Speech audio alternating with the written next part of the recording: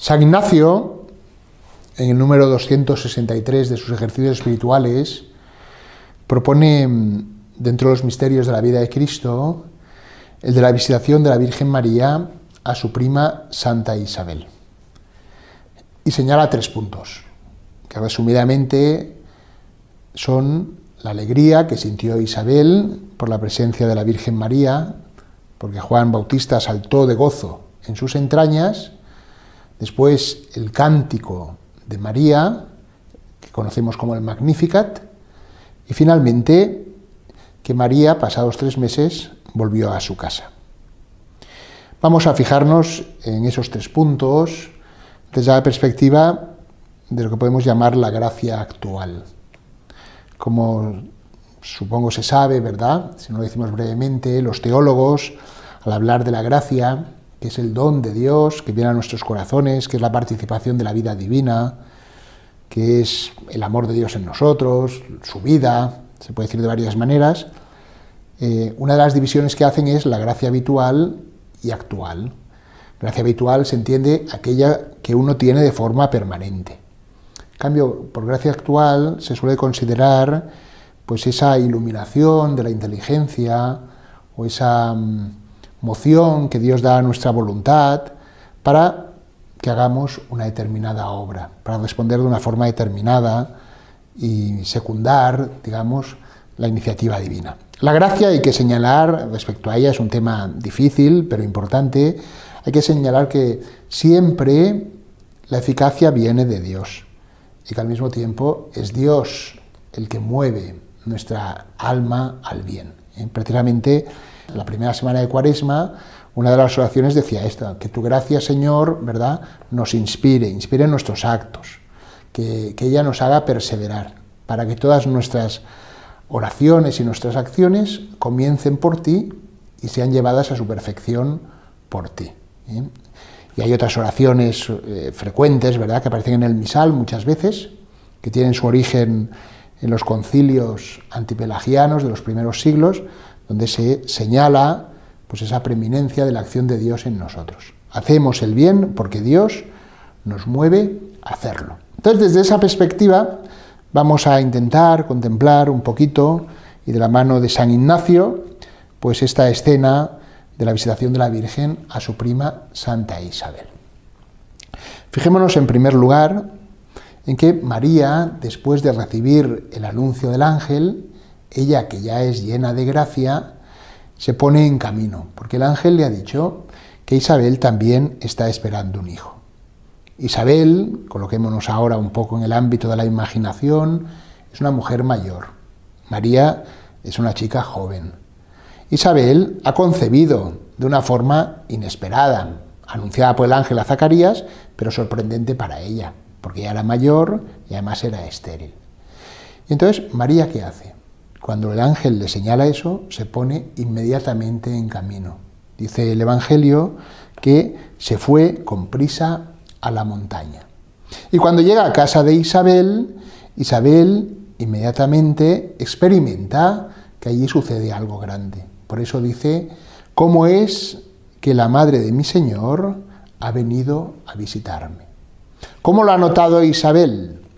Porque Juan Bautista ha saltado de alegría en sus entrañas, ha sentido, ¿verdad?, la presencia de Jesús, que está en el seno de María, la ha sentido desde las entrañas de Isabel. Por eso la Iglesia también celebra cada año la Natividad de Juan Bautista. Fijaros que generalmente nosotros celebramos la fiesta de los santos en el día de su fallecimiento, porque es cuando entran en el cielo. En cambio, por ejemplo, de Juan Bautista celebramos también su Natividad, porque fue santificado en el vientre de Isabel.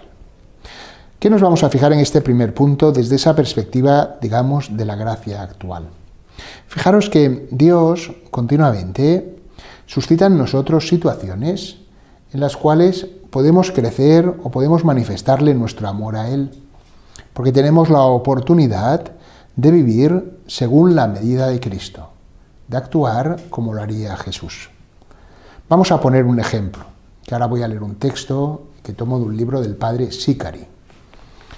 Este autor italiano, que es carmelita, ¿verdad?, ha publicado las biografías de muchos santos o algunos estudios sobre algunos santos. Vamos a poner un ejemplo de San José Cotolengo. No lo voy a leer todo, pero sí que lo tomo para fijarme en algunas partes. San José Cotolengo era un buen sacerdote. No era santo todavía, claro. Era un buen sacerdote. Era un canónigo de cierto éxito, de buena familia, que también se dedicaba a los demás. Dedicaba tiempo a confesar, se dedicaba también a atender a los estudiantes cuando hacía falta. Era caritativo con los pobres. No estaba, sin embargo, totalmente contento, totalmente feliz, podríamos decir. Es posible que también la lectura o el conocimiento de la vida de San Vicente de Paúl, ¿verdad?, también le hubiera hecho nacer en él pues el deseo de algo más grande, que esto también nos sucede a nosotros, ¿verdad? Estamos más o menos bien en nuestra vida y de golpe conocemos la vida de un santo, o nos enteramos de alguna persona pues, que ha hecho alguna obra caritativa o que nos sorprende por su entrega, por su generosidad, por su vida de oración, por su penitencia, por lo que sea, ¿verdad? Entonces eso como que suscita en nuestro corazón una nostalgia. José Cotolengo se encontraba en esa situación. Predicaba bien, la gente le gustaba escucharle, dedicaba tiempo a la confesión, llevaba una vida sobria, moderada, no le faltaban tampoco comodidades por su familia, pero tampoco, podríamos decir, se dedicaba a la vida regalada. Pero no estaba plenamente contento. ¿Qué sucedió un día? Sucedió lo siguiente, lo explica muy bien el padre Sicari. Sucedió que llegó una diligencia de Francia que llevaba varios pasajeros, pero llegaba una mujer embarazada y enferma. Esa mujer enferma, la cual no querían recoger en ningún hospital, porque en aquel momento había algunas enfermedades, y en esta se conocía como la fiebre francesa, una especie de peste, y tenían miedo de contagiarle, nadie la quería atender.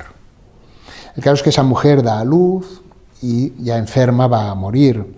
Llaman al canónigo Cotolengo, que acude, porque era un hombre generoso y siempre disponible, y le puede dar la unción, puede atender a esta mujer ya moribunda, puede atender también al niño que ha nacido y bautizarlo, que también muera al cabo de poco tiempo. Entonces, José Cotolengo queda impresionado por ese hecho y se va a la capilla de su iglesia. ¿Y cuál es su oración? Así la resume el padre Sicari. Dice, delante del Santísimo Sacramento, él dijo, mi Dios, ¿por qué? ¿Por qué has querido que fuera testigo de esto? ¿Qué quieres de mí? Necesito hacer alguna cosa. Fijaros qué oración tan interesante, ¿verdad? Porque ante ese hecho, que quizá otras personas pues les hubieran suscitado un grito de protesta, los hubieran sumido en la perplejidad o en la tristeza absoluta, Cotolengo se va delante del Santísimo y le pregunta a Dios, ¿por qué tú has querido que yo viera esto? ¿Qué me quieres decir? Y al mismo tiempo, en su corazón, se da una resolución. Tengo que hacer alguna cosa. Explica a nuestro carmelita que después de esto, ¿verdad?, hizo tocar las campanas, encendió las luces, convocó a la gente, llegó todo el mundo del pueblo, ¿verdad?, y se puso a alabar a Dios porque ya descubrió lo que tenía que hacer, que fue esa obra tan grande, ¿verdad?, que todavía perdura, de hacer hospitales para la gente sin recursos, para los enfermos, ¿verdad?, que ya pues igual no tienen ni posibilidad de curarse, pero hay que atenderlos. Eso nos coloca en la línea de la visitación, fijaros, y de la gracia actual. La Virgen María recibe la noticia. Isabel, tu prima, a pesar de lo avanzado de su edad, pues va a tener un hijo. ¿Y ella de qué se da cuenta? No recibe solo eso como una información, una curiosidad. Tantas veces, ¿verdad?, en nuestro mundo, y más ahora con las nuevas tecnologías, nos enteramos de todo. Pero se suscita en nuestro corazón la pregunta, ¿cómo debo responder yo a esto? Porque quizá muchas veces, ¿verdad?, ante ciertas noticias, quizá lo que tenga que nacer en nuestro corazón, pues igual es la oración de desagravio, o igual tenga que nacer la compasión por esas personas, o igual se suscite, ¿verdad?, aprender, decir, mira, lo que han hecho esos, yo podría hacer algo parecido en mi casa, en mi parroquia, en mi ambiente. El primer punto, pues, sería eso. La gracia nos mueve a descubrir circunstancias en las cuales nosotros, con la ayuda de Dios, podemos también allí continuar o manifestar la presencia de Cristo y dar testimonio de su amor. Y eso lleva a que se produzca un efecto análogo, no el mismo, ¿verdad?, al que sucedió en casa de Isabel. El niño ha saltado de alegría. Pensando en el padre Cotolengo, San José Cotolengo, cuántos niños, ¿verdad?, cuántas niñas, cuántos hombres maduros, mujeres, han experimentado esa alegría en los cotolengos que hay en tantos lugares del mundo, porque Dios les ha visitado a través de la caridad de otras personas. El segundo punto que dice San Ignacio es el canto del Magnificat. Fijaros, después de recibir esa felicitación de Isabel, que le dice a la Virgen: feliz tú que has creído, porque lo que el Señor te ha hecho saber se cumplirá, la Virgen María saltó de gozo, su alma, podríamos decir, ¿verdad?, desbordó de gozo. Y dice esas palabras que todos conocemos, el canto del Magnificat: proclama mi alma la grandeza del Señor, o engrandece mi alma, ¿verdad? Mi alma se hace grande, porque el alma del hombre crece, se dilata, se expansiona conforme canta la alabanza de Dios. El reconocimiento de que el bien que sucede en ella y por ella viene todo de Dios. María es llena de gracia, pero eso no le impide continuamente, ¿verdad?, responder a esa gracia, avanzar en la gracia, siempre llena de gracia y siempre desbordante, y siempre creciendo, y siempre en la sobreabundancia. No sabemos cómo expresar ese misterio tan grande de María, que no deja de responder continuamente a los dones de Dios y de verse, ¿verdad?, inundada, rodeada por esa gracia a la que responde con toda su libertad y de una forma absolutamente, ¿verdad?, sin guardar nada para sí misma. Proclama mi alma la grandeza del Señor. Este es el segundo punto que podemos meditar. Me gustaría recordar aquí otro testimonio también de la historia, porque esos ejemplos, ¿verdad?, nos ayudan siempre a darnos cuenta de que la acción de Dios no es algo del pasado, sino que sigue sucediendo en nuestra vida. En este caso voy a hablar de memoria. Además es una memoria un poco, pues ya quizá distorsionada, porque han pasado muchos años desde que leí la anécdota. Y es del rey Balduino de Bélgica, o de los belgas, que dicen ellos, rey de los belgas. Explica, creo que está en su diario, ya os digo que hablo un poco de memoria, está en su diario, que en cierta ocasión que hubo unas graves inundaciones en su país, él salió y estuvo pues visitando a los damnificados, estuvo mirando también pues los daños que habían causado las lluvias, acercándose a su pueblo. Lo que tiene que hacer, ¿verdad?, un gobernante, un verdadero gobernante, estar con los suyos, ayudarles, o al menos interesarse por ellos. Y después, por la noche, anotó en su diario algo así, ya os digo que cito bastante de memoria. Te doy gracias, Señor, porque hoy he podido ayudar a una persona.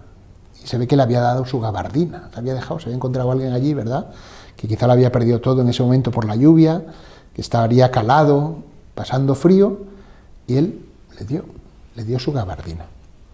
Entonces dice, te doy gracias porque he hecho eso. Fijaros, este es el segundo punto de la gracia. Cuando obramos por la gracia, somos movidos por Dios, entonces también nos damos cuenta que es Dios el que nos ha llevado a hacer el bien. Y por lo tanto, damos gracias a Dios por esa obra buena. Muchas veces nos es fácil reconocer cuando recibimos un favor, enseguida nos damos cuenta, porque es algo que ha venido de fuera. Necesitábamos un trabajo y te lo ofrecen. Entonces dices, eso ha venido de fuera, no he creado yo el puesto de trabajo, me lo han dado. Estaba enfermo y me han curado, un médico, ¿verdad? Ha acertado en mi enfermedad y me ha dado el tratamiento que necesitaba. Ha venido como de fuera, reconocemos. Pero cuando es una buena obra, he ayudado a alguien, he escuchado a otra persona, he visitado a un enfermo, he dado limosna, he rezado.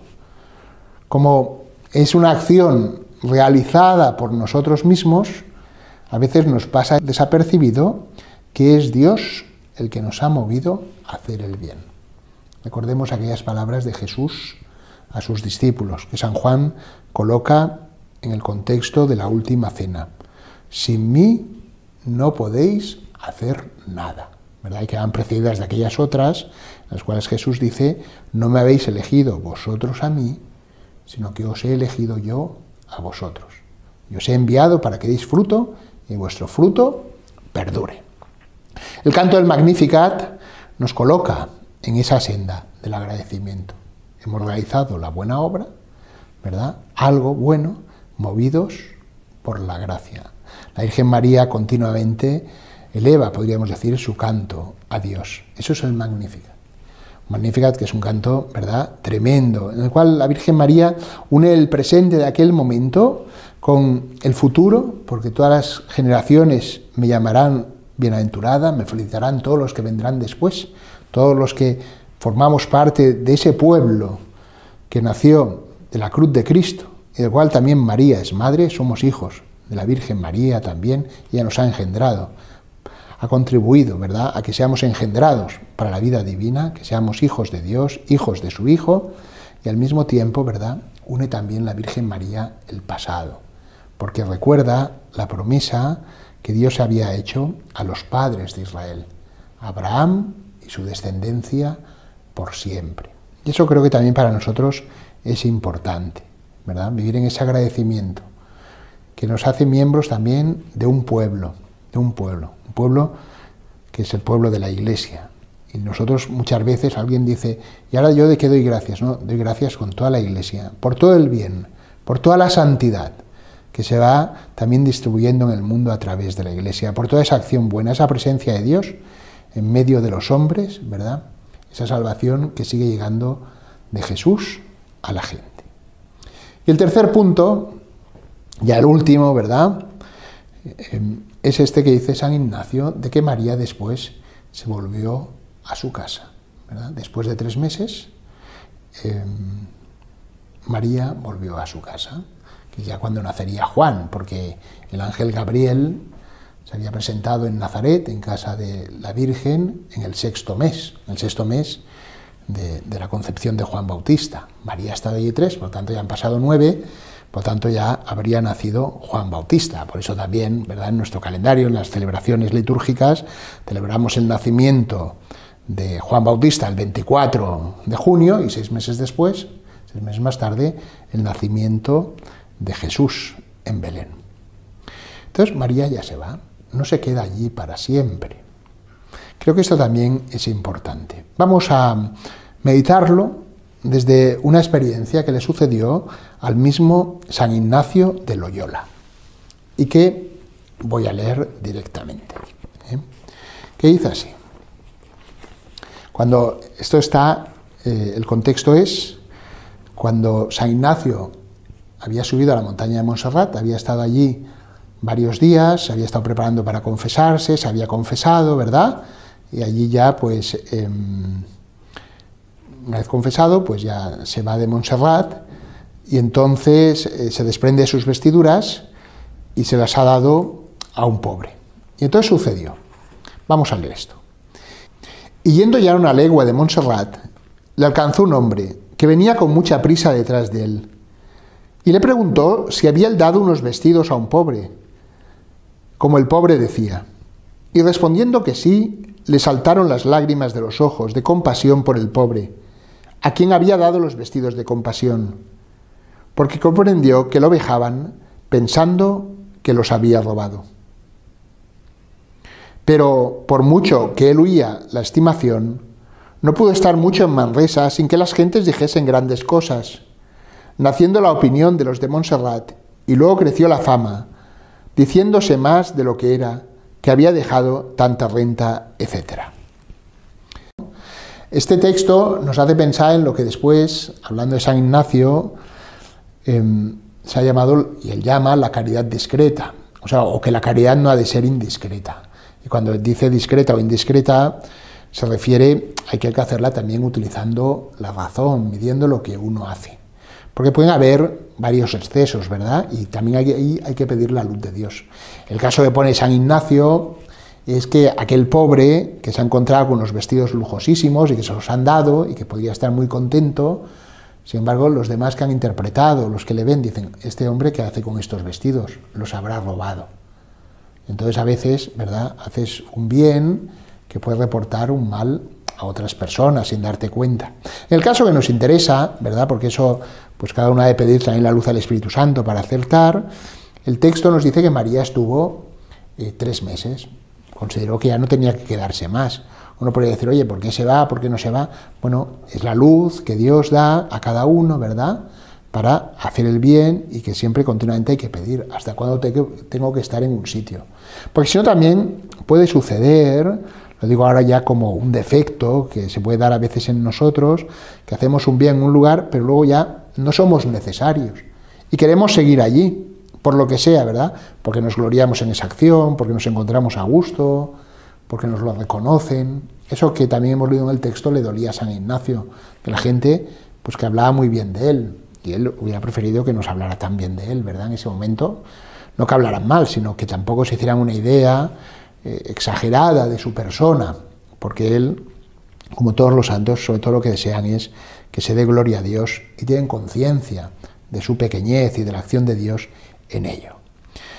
Creo que estos 3 puntos, ¿verdad?, nos llevan a considerar, por tanto, cómo podemos ser instrumentos de la acción de Dios si nos abrimos a Él. El Papa Benedicto XVI, en algún momento, ¿verdad?, comenta que también nosotros podemos prestarle a Dios nuestro corazón, podemos prestarle nuestro cuerpo, podemos prestarle todo lo que somos, ¿verdad?, para que Dios siga haciendo cosas buenas en este mundo. Es una forma, ¿verdad?, de decir que la santidad a la que estamos llamados no es solo una perfección personal por la cual nos hacemos merecedores de la vida eterna. Ciertamente la respuesta a la gracia nos hace, ¿verdad?, que podamos merecer el cielo, porque Jesús así lo ha dispuesto. Pero esa santidad no consiste solo en que yo voy a conseguir un premio, sino que también se desborda, ¿verdad?, en el bien que vamos a hacer a los demás. Y Dios no deja de suscitar situaciones o de iluminarnos para que podamos descubrir situaciones en las que poder crecer en el amor a Él y también manifestar ese amor a nuestro prójimo. Pues que Dios, queridos hermanos, nos guíe y nos ilumine a todos.